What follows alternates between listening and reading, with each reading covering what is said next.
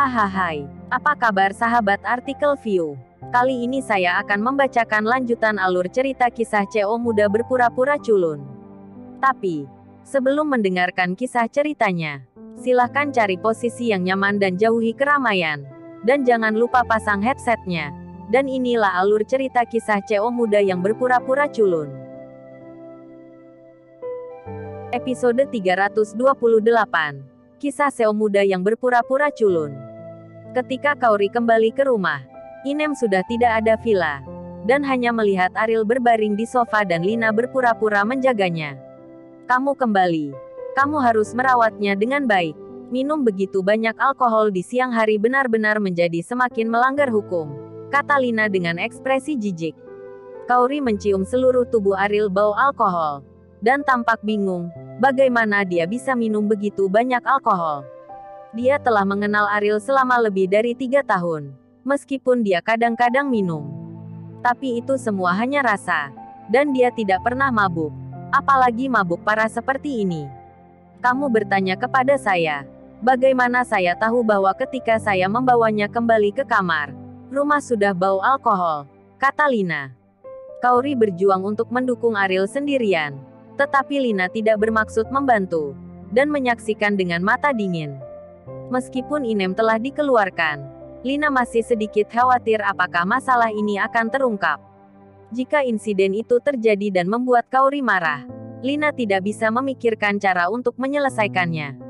Bagaimanapun, dia memiliki perasaan yang mendalam untuk Ariel sekarang, yang jelas dapat dirasakan oleh Lina. Kembali ke kamar, setelah Kaori membaringkan Ariel di tempat tidur, tidak ada kesalahan di wajahnya. Dia tahu bahwa Ariel tidak akan mabuk tanpa alasan. Sesuatu pasti telah terjadi. Tetapi apakah semuanya baik atau buruk hanya bisa diketahui setelah Ariel bangun. Setelah begadang semalaman, Kaori diam-diam berdiri di samping Ariel. Sampai perut Kaori berwarna putih terlihat. Dan Ariel membuka matanya dengan linglung. Sakit kepala yang membelah itu tidak menyenangkan Ariel, yang mengerutkan kening dengan erat. Melihat Kaori dengan mata merah. Tampak kuyu, jelas tidak beristirahat. Jam berapa sekarang? Ariel bertanya, menutupi kepalanya. Kaori memelototi Ariel dan berkata, kamu minum kemarin dan baru sadar hari ini. Coba tebak jam berapa sekarang. Ariel benar-benar lupa proses mabuk. Dan dia bahkan tidak tahu bagaimana dia sampai di rumah. Tetapi melihat ekspresi kuyu Kaori, dia mungkin menebak bahwa Kaori tidak tidur sepanjang malam. Dan berkata, kamu tidak akan tidur, kan? Di sisi saya akan memiliki bayangan dalam hidup saya. Apakah kamu masih berani menikah? Kata Kaori. Ariel tersenyum pahit, mengetahui bahwa Kaori sengaja marah padanya. Dan berkata, kemarin, saya bertemu seseorang yang sangat penting bagi saya. Dan saya berpikir hanya minum 2 gelas dengannya. Tetapi saya tidak berharap minum terlalu banyak, jadi kamu harus cepat istirahat. Ayo, Kaori menghela nafas lega. Selama itu bukan hal yang buruk. Untuk apa dia lelah? Aku harus pergi ke perusahaan hari ini. Kamu bisa istirahat di rumah. Kaori berdiri dan berkata. Ariel berpikir bahwa Kaori akan pergi. Jadi dia menariknya dengan cepat. Dia tidak tidur sepanjang malam. Bagaimana dia bisa memiliki energi untuk pergi bekerja hari ini? Tetapi dia tidak menyangka bahwa Kaori jatuh langsung ke lantai. Bagi Kaori, begadang semalaman adalah hal yang sulit untuk dipertahankan. Tidak hanya secara mental, tetapi juga kelelahan sekarang. Jadi dia akan dengan lembut tarik dan jatuh. Bagaimana kamu bisa pergi bekerja sekarang dalam situasi ini? Ariel berkata, Kaori terlalu lelah untuk bergerak. Dan berkata, bagaimana jika aku tidak pergi bekerja? Perusahaan masih memiliki banyak hal untuk ditangani. Tidurlah. Aku akan menemanimu. Ariel berkata dengan lembut. Kaori memalingkan wajahnya ke samping. Tidak berani menatap Ariel. Dan berkata, apakah kamu tidak takut ditendang dari tempat tidur olehku? Bukankah kita masih bertaruh? Ariel berkata dengan menggigit. Dia tidak yakin tentang kali ini. Bagaimana reaksi Kaori? Tetapi karena itu adalah taruhan. Tentu saja untuk menyebutkannya. Kaori tidak mengatakan apa-apa. Melepas sepatunya, dan berbaring di tempat tidur. Meskipun dia tidak berbicara, Tetapi tindakannya, rupanya dia telah mengungkapkan niatnya.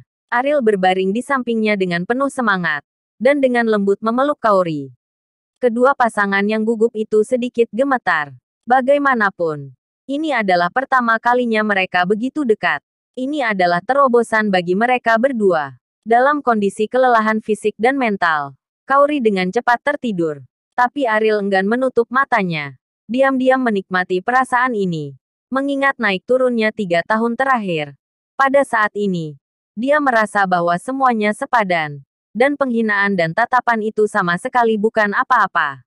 Di ruang tamu, Marcel sedang duduk di sofa dengan cemas. Dia tidak tidur sepanjang malam tadi malam. Dan dia menyesali impulsnya tanpa henti. Sekarang pikirkan tentang kata-kata Marcel. Tunggu pijakan yang kuat di Bandung di masa depan. Dan membalas dendam ketika dia punya uang. Ini belum terlambat. Lagi pula, dia belum mendapat pekerjaan di perusahaan keluarga Wijaya. Dan dia tidak punya uang sepeser pun. Didorong pergi dalam keadaan ini. Dia takut hanya mengemis untuk mencari nafkah. Melihat Wendy datang ke ruang tamu, Marcel bergegas ke sisinya dan berkata, "Kakek, tidak akan terjadi apa-apa, kan?" Wendy mengangguk di hadapan kakek tua itu. Dengan senyum santai di wajahnya. Dia berkata, "Jangan khawatir. Tidak akan terjadi apa-apa."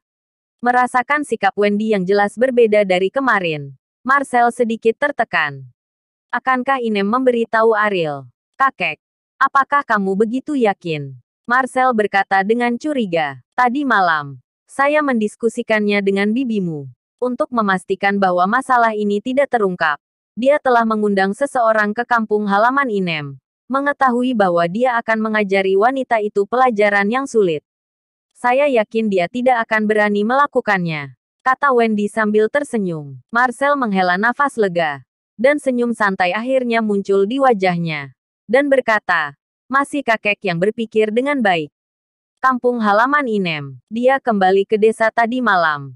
Dan dia tidak memberitahu putrinya alias Rianti tentang pemecatannya. Dia takut putrinya akan khawatir. Jadi dia berencana untuk beristirahat di rumah selama 2 hari sebelum pergi keluar untuk berganti pekerjaan. Inem bangun pagi-pagi dan hendak pergi jalan-jalan. Ketika sebuah van tiba-tiba berhenti di pintu. Dan pintu terbanting terbuka. Beberapa orang muda dan kuat berjalan turun. "Apakah kamu Inem?" Pemimpin itu bertanya pada Inem dengan galak. Inem tanpa sadar menyadari ada yang tidak beres. Dan bergegas kembali ke rumah. Mencoba menutup pintu. Tapi orang yang mendekat itu bergerak lebih cepat dan menendang pintu hingga terbuka dengan satu tendangan. Inem ditendang oleh kekuatan tendangan. Dan setelah beberapa langkah mundur, dia jatuh ke tanah. "Siapa kamu?" Inem berkata dengan ngeri. "Kamu tidak perlu khawatir tentang siapapun. Seseorang memberitahumu untuk diam. Jika tidak, hidupmu mungkin tidak mudah di masa depan," kata pemimpin itu. Begitu dia mendengar ini, Inem tahu siapa yang memanggil orang-orang ini. Tetapi dia tidak menyangka bahwa bahkan setelah meninggalkan villa, Lina masih tidak membiarkannya pergi.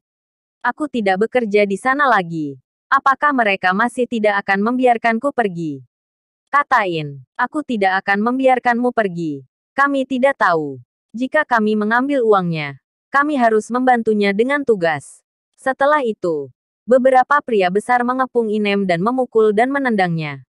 Inem berteriak minta tolong. Dan tak lama kemudian semua tetangga berkumpul di pintu. Tetapi melihat orang-orang jahat itu, mereka tidak berani maju untuk membantu. Sehingga mereka hanya bisa berdiri di samping menonton pertunjukan. "Apa yang kamu lihat? Apakah kamu tidak melihat seseorang memukul? Keluar dari sini." Pemimpin memarahi tetangga di luar pintu.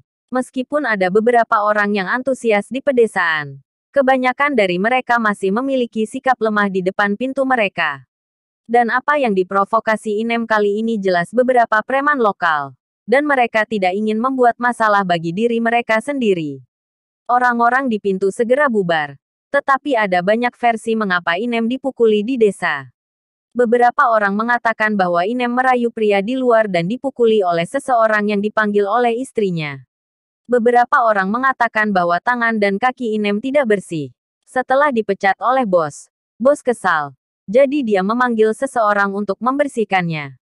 Inilah kekuatan lidah negara. Dan ada berbagai versi hal yang tidak ada sama sekali.